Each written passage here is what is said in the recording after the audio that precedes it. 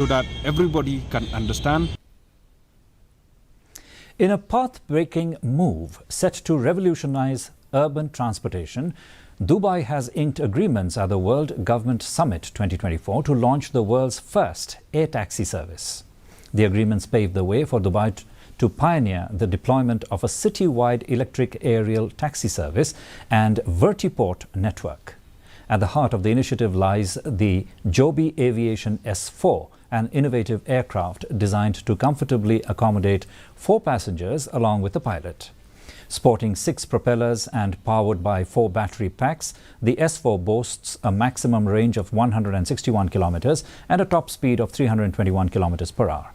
The air taxi network will commence its operations in 2026, marking a significant milestone in Dubai's quest to redefine urban mobility. West Garo Hills Deputy Commissioner Jagdish Chelani on Tuesday